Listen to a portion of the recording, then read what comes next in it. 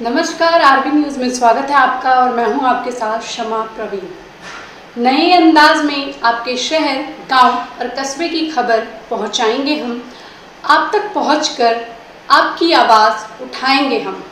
आपके सरोकार से जुड़ी खबरें भी दिखाएंगे हम। सरकार तक आपकी बात पहुंचाएंगे हम।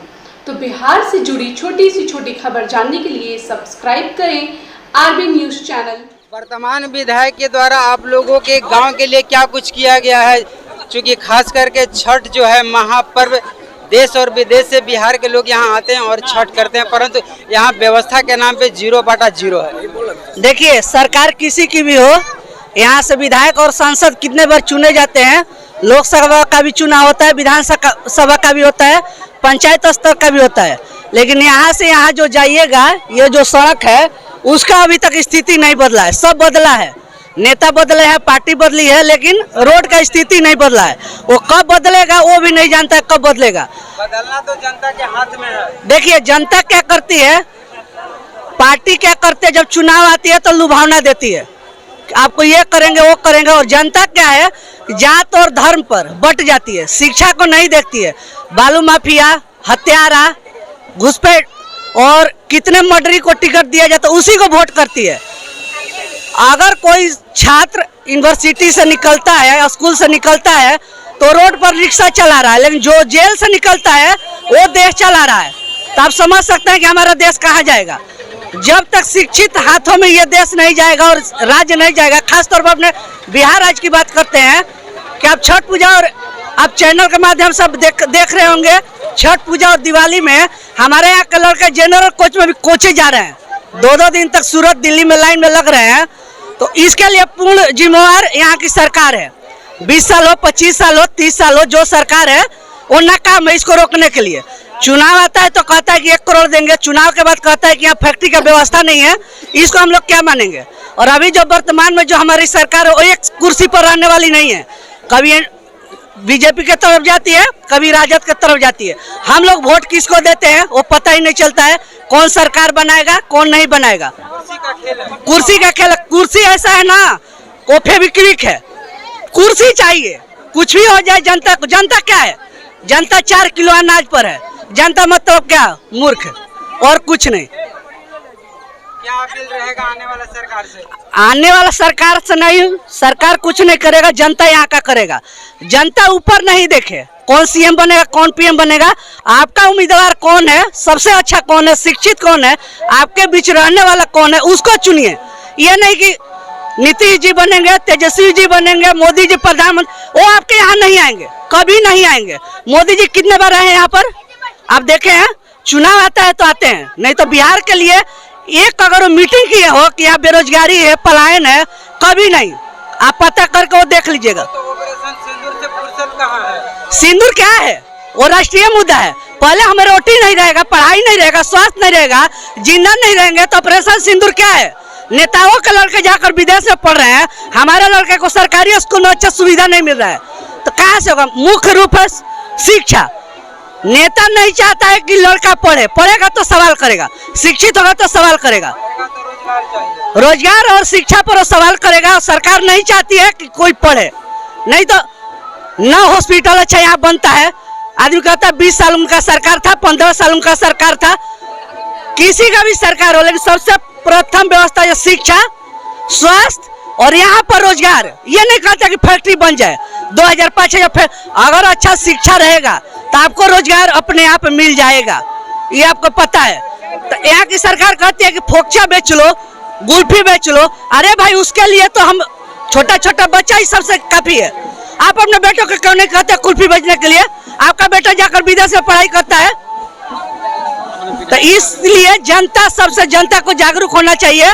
शिक्षित उम्मीदवार को वोट करे, पार्टी से हटकर अपने नीचे को देखे।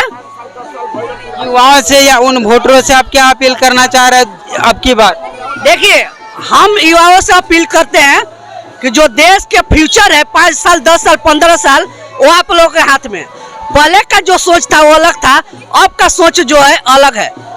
तो इनसे हम अपील करेंगे कि आप लोग ये सोचने में सक्षम है कि आपकी स्थिति क्या है क्या नहीं है। आपका जनरेशन मुख्य है, यहाँ पर पुरानों का जनरेशन खत्म हो गया, इसलिए आप लोग सोच विचार कर वोट दे और ऐसे आदमी को वोट दे जो एक जगह रहे। ये नहीं कि 2 महीना इधर 4 महीना इधर। जैसे आप अभी अमित शाह जी का बयान सुने होंगे आए हैं तो कि किसके नेतृत्व में लड़ा जाएगा, कौन सीएम रहेगा। उन्होंने कहा कि नेतृत्व नीतीश कुमार जी का रहेगा, लेकिन चुनाव बाद जो पार्टियां उसमें है एनडीए का, उसका बैठक होगा, उसमें से चुना जाएगा कि कौन बनेगा। तो अभी तो हम लोग को पता ही नहीं है कि सीएम उम्मीदवार कौन है। सीएम का उम्मीदवार वो घोषित करेंगे तब ना। सम्राट चौधरी कहते हैं कि 1965 से 2005 का समय हमें दे दीजिए। आप ही बताइए, समय लौटा कर दिया जा सकता है? हत्यारा को पार्टी में रखते हैं, जेल से निकाल कर टिकट देते हैं क्योंकि वो चुनाव जीते बाहुबली के दम पर, पैसा के बल पर टिकट का बंटवारा होता है।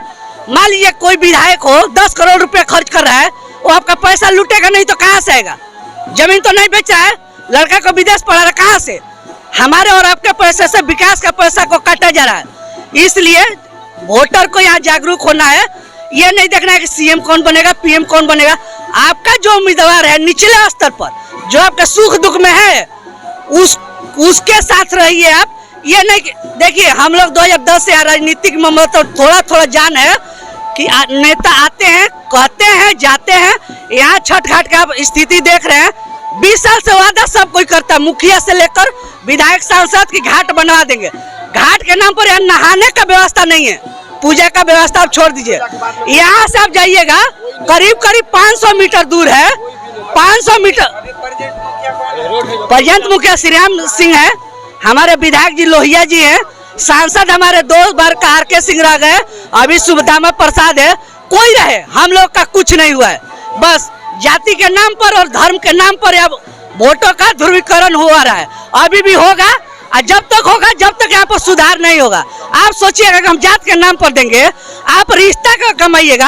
आपके पास पैसा नहीं है 100 रुपया, जाइए तो अपने गांव में मांग लीजिए, दूध 1 लीटर कोई दे देगा आपके जात वाला? नहीं देगा। तब जात वाले को वोट क्यों देंगे? वैसा उम्मीदवार चाहिए जो शिक्षित हो, तब यहाँ का विकास होगा, नहीं तो ऐसे कुछ होने वाला नहीं है। हम रेलवे में जॉब करते हैं, चले जाइए तमिलनाडु में, वहाँ भी देखिए भ्रष्टाचार का सवाल है। तो पूरे देश में नेता लोग जो प्रचार करता है अपने पैसा से नहीं करता है, लेकिन यहाँ क्या भ्रष्टाचार नहीं है। यहाँ तो सापा गोलमाल है। 100 रुपया में 2 रुपये खर्च हुआ, कागज पर काम हो गया, पेपर पर। नहीं तो 500 मीटर रोड बनाने में 30 साल लगता है। नीतीश जी का सुशासन है, सब कोई कहता है, चारों तरफ मेन रोड से जोड़ा गया है। लेकिन यह स्थिति अभी वही बनी हुई है कि हम लोग छठ पूजा में कुदाल से साफ करते हैं घास, फिर 2 दिन बाद वही स्थिति हो जाता है। यहाँ के रोड का क्या स्थिति, इसको लेकर के आप क्या कहना चाह रहे हैं? कौन सा रोड? आपके गांव का देखिए, मेन रोड तो बन ही गया है। अभी का मेन मुद्दा शिक्षा है, स्वास्थ्य है। यहाँ हम कहते हैं अपने जिला में, प्रखंड में एक भी ऐसा स्वास्थ्य केंद्र या अच्छा स्कूल नहीं है जहाँ आप अपने लड़के को पढ़ा सकते हैं। और प्राइवेट स्कूल के नाम पर यहाँ जो लूटपाट है वो सब कोई जानता है। एलकेजी के बच्चों का 5000 स्कूल का लगता है बुक का, वो कौन सा बुक पढ़ रहा है? फीस के नाम पर वही है। सरकारी व्यवस्था जब तक नहीं सुधरेगा तब तक निचले स्तर का नहीं सुधरेगा। बड़ा वाला तो पढ़ा लेगा, वो कहीं पढ़ा लेगा बड़ा स्कूल में, लेकिन जब तक जनगणना जब हुआ था तो वहाँ पर मात्र 12% स्टूडेंट है जो यूनिवर्सिटी में जाते हैं, पिछड़ा वर्ग के। ऊपर को छोड़ दे, पिछड़ा 12% वो हाई स्कूल तक ही रह जाते हैं। तो आप अच्छा यूनिवर्सिटी बनाकर कुछ नहीं कर सकते। प्राथमिक विद्यालय सबसे पहले आपको अच्छा बनाना पड़ेगा। टीचर है, टीचर अच्छे हैं। दिल्ली के सरकार को आपने देखा, वही टीचर थे, उसी टीचर से वहाँ पर लड़का आज IIT निकाल रहा है। तो टीचर का कमी नहीं है। यहाँ का जो व्यवस्था है वो सबसे खराब है। गार्जियन लोग क्या सवाल नहीं उठा पा रहे हैं। चुप रहिएगा तो कुछ नहीं होगा। गलती को जब तक आप कहिएगा नहीं, जब तक कुछ नहीं होगा। लड़ना पड़ेगा। या कोई नहीं, आप मजदूरी करिएगा ना किसी के घर में, वो आपको कहेगा ना कि 200 देंगे। जब तक आप लड़िएगा नहीं कि 300 मेरा रोजी हुआ, वो देने वाला नहीं है, तो हक के लिए लड़ना पड़ेगा। इसके लिए आपको रोड पर उतरना है तो रोड पर उतरिए, लेकिन अपने हक से पीछे मत हटिए। जानकारी देने के लिए बहुत बहुत धन्यवाद। और अभी मैं भोजपुर जिला में उपस्थित हूँ। ये भोजपुर का पीरो प्रखंड है और पीरो प्रखंड का ये गांव कसेड़ है।